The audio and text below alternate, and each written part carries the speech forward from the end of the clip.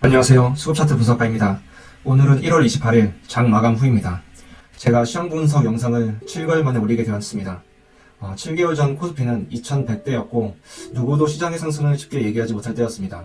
하지만 저는 코스피가 삼성전자 상승을 동력 삼아 2500을 넘길 수 있다는 의견을 드렸었고 운 좋게도 제 생각처럼 시장은 3000을 넘어섰습니다.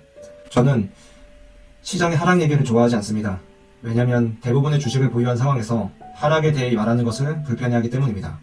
하지만 주식을 오래 해보신 분들이라면 아실 겁니다. 수익을 얻는 것보다 지키고 잃지 않는 것이 중요하다는 것을요. 그래서 오늘은 불편하지만 하락에 대한 이야기를 해볼까 합니다. 오늘 시장은 1.7% 하락한 3069로 마감하였습니다. 최근 고점에 비해 200포인트 하락하였습니다. 주식은 오를 때도 있고 내릴 때도 있지만 저에게 오늘은 너무나도 불안감을 안겨주는 시장이었습니다. 왜 그런지는 수급 차트를 보면서 말씀드리겠습니다. 코로나 이후로 개인들은 엄청난 매수를 하였고 기관들은 엄청난 매도를 하였습니다. 그리고 외국인들은 엄청난 매도를 하다가 반년 전부터는 매도를 줄이고 조금은 매수 쪽으로 포지션을 유지하였습니다. 특히 이렇게 강한 매수가 들어오는 시기에는 시장 상승의 동력이 되어 코스피가 2500 전고점을 돌파하는데 큰 역할을 하였습니다.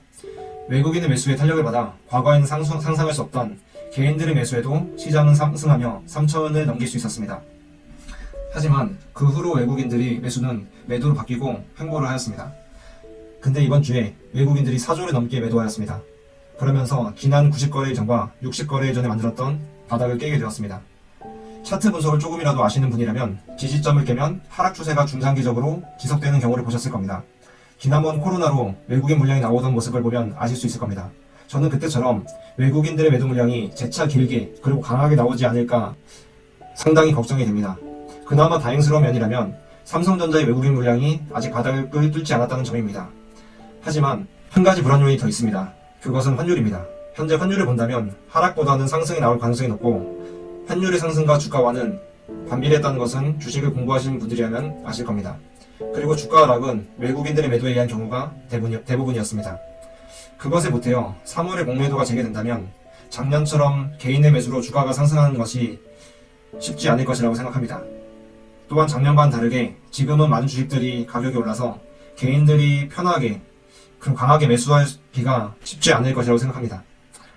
만약 주식이 크게 하락한다고 했을 때 내가 보유한 종목을 믿고 가지고 갈 수 있을지 한번 생각해 보시는 계기가 되었으면 합니다. 감사합니다.